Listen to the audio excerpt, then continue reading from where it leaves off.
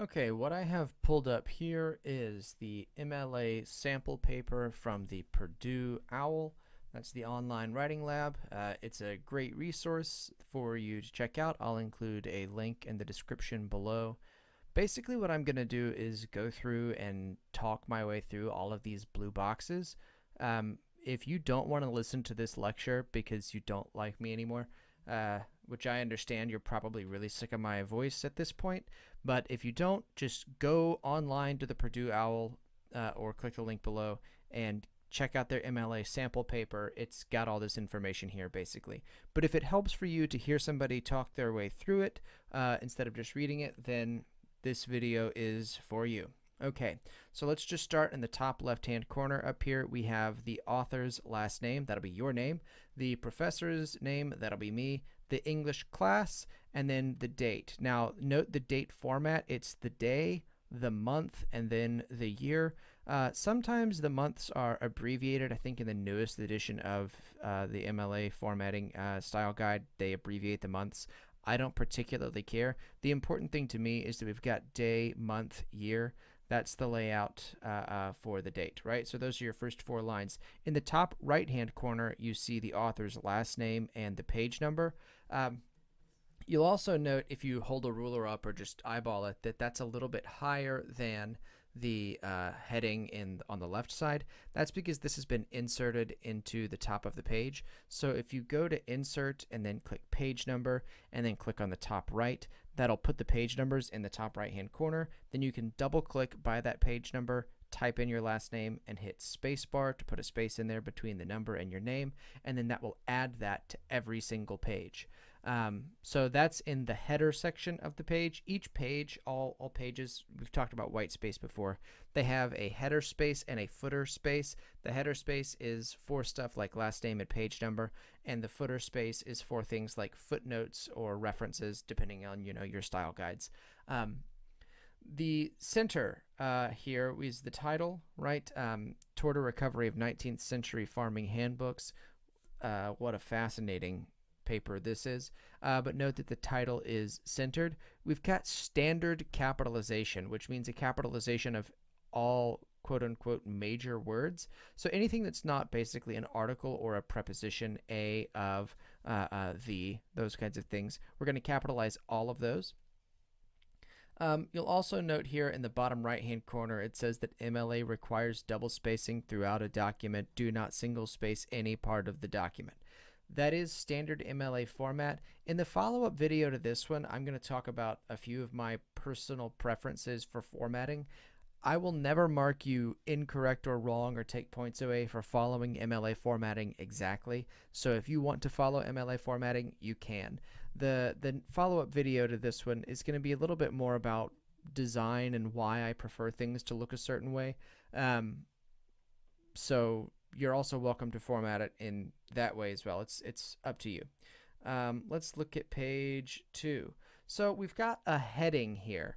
There are levels of headings or of headers, and if you work in either Microsoft Word or Google Docs, you can actually select which level of heading that you are going to use. So this is something, by the way, that carries over to publishing online. If you're writing something for any like journal, or especially if it's like an online only journal or something like that, they'll often request that you use level headings of a certain level.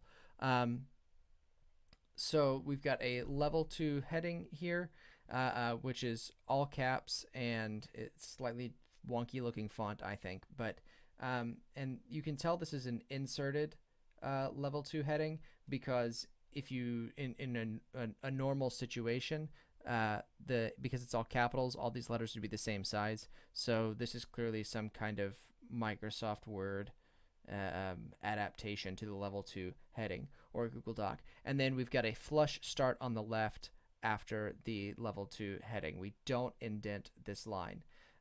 We've also got a level 3 heading, right? So a level 3 heading is italicized rather than capitalized. It's in the same font, and we start here instead of going to a new line, right? So we're onto a new section with a level 3 heading. So this is a subsection of historical context. That's how we go down in the tiers of various headings. Again, you're not required to have headings in your paper, but you can if it helps you organize. Here's a neat little trick that you should be really careful with. You can put in parentheses SIC, or I'm sorry, in brackets SIC, sick, which is Latin for oopsie. And basically it means that whatever the original source here is not correct. So it's not your error, basically. You're saying it wasn't me, it was them. So you can amend a quote with that. This is also a way, and we'll talk about this not in the next video, but the one after, not the next one, but the next one. This is also a way that you can adapt a quote to fit grammatically into your sentence. So if you're changing maybe like just a minor thing to make a letter lowercase or something like that, you can adapt the quote in that way. So we've got our first section, comment on in-text citations here.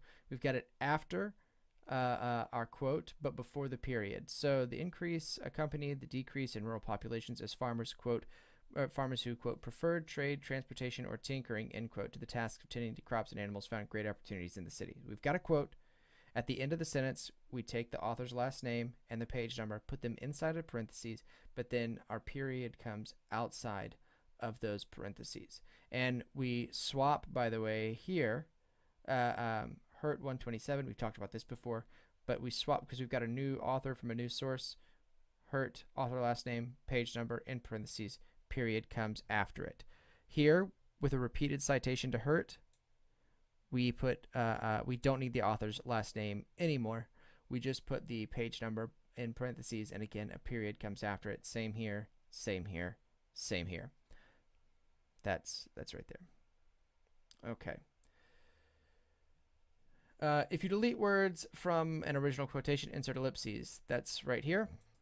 This ellipses, 3 periods with a space after each one. A lot of the times people will just hit 3 periods. That is technically incorrect. So go ahead. I mean, I do it too, right? But go ahead and do space period, space period, space period, space. That's how to do that ellipses appropriately if you have removed words. This is, I don't think this ever would have been true for you. When I was a kid, we underlined the titles of published works, books, journals, films, and those are italicized now. I'm guessing you've always been told to italicize them, but who knows? Block quotes. So a block quote is basically if you've got a quote that goes 4 lines or more, then instead of putting it within quotation marks, you put it in a block. The reason for this is that if you've got that long of a quote in your paper, it's kind of hard to tell what where the quote begins and ends to keep track of that long of a quote. And so putting it in a block just helps to clarify that. So you go to a new line, and every single line is indented, and it's that serial indentation that lets the reader know that this is where this is all a quote. Note here, though, we've got something kind of odd. Our page number comes after our punctuation. We've got a period at the end of our quote and then the page number outside. I don't know why it switches there. It seems odd, but you know, whatever. Periods occur before the end quotation mark if the citation information is already given in the sentence. Let's see, what is this talking about? This is right here. The government became more involved in the creation of agricultural universities in 1862, and President Lincoln passed the Morrill Land Grant this is so boring. College Act, which began with this phrase. Wow. An act donating public lands to the several states and territories which may provide colleges for the benefit of agriculture. I don't see why this is... Surely this is not... Is that the right thing?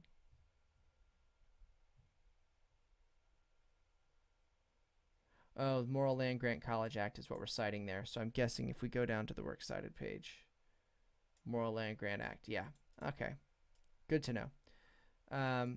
So yeah, this is our citation information. The Morrill Land Grant College Act is the title, and it begins with this phrase, so we know where it's starting. So the period goes inside of the quotation marks in that case. Good to know. So many rules. For sources, 3 more authors. We use et al., which is Latin for a bunch of other folks. So in this case, this Baker source has lots of different authors. So we put the first one, who appears first, and then et al. This becomes a big deal if you are writing a paper in collaboration with other people, if you're like doing a master's degree or something like that, which or a graduate degree, or anything like that, when you're writing a paper with other people, to be listed first on that paper means that you're the name that shows up before the et al. So that's kind of a big deal, that lead billing there. We've got another level 2 header, right? In this paper, I'm not sure if it mentioned anything, but this has been abbreviated. Like, sections have been removed. If you only have 2 sections for your level 2 headers, you probably don't need level 2 headers. This actually does have a lot more in the full paper, I believe, but for formatting reasons, we don't have to do that. Notes, we haven't talked about those in this class, and I tend to not like them in MLA anyway. I think footnotes are significantly better, and MLA's clunky, poor handling of notes, I hate them. So we haven't talked about those at all. You can include them if you want, and if you want to, here's how, and they go there. Works cited page. This is a big deal. Works cited should be capital W, capital C. It should be centered, right? This is not a references page. It's not everything that you looked at. It's only the sources that you cited inside of your paper. So note that all of the sources are listed in alphabetical order by the first letter that appears. Usually that's an author last name, but sometimes it's a title, right? So A, B, C, D, E, F, G, H, right? H, H, L. So no matter what it is, that's how you cite it. We've got the same et al. Thing here. If you are trying to learn how to do a full citation from this page right now, this is not the place to do this. The Purdue OWL has other places for figuring out how to do full citations. There's also citation machines online that can be a good start, provided you know how to gather all of the material. But I'll put another link below that first link that takes you to this paper. I'll put another link below that is, again, from the Purdue OWL, that helps to explain how to create these citations. Do note that they are all hanging indents. That's a big deal for me, and I don't know why. My brain picked on it as something that it wanted to be special. No idea why. But yeah, that just about covers this. MLA is kind of a nightmare. I think it is the weakest of all the major citation styles. However, within English departments, it's the one that we use, and so this is an English class, and we're using it. The Purdue OWL also has style guides for APA, the American Psychological Association, and Chicago style, which is elegant and beautiful and everyone should use. Unfortunately, we can't. But if you are ever in another class, whether that's if you're doing something in another discipline and you have to use one of those styles, I strongly suggest pulling up, just go to Google, type in Purdue OWL APA Chicago MLA Turabian Style Guide, whatever the case may be, or sample paper, and then pull up that sample paper, track through with the blue boxes just like we did here, and that will give you a pretty good idea of exactly what you need to do. All right, thank you so much. Make sure to check out those links below,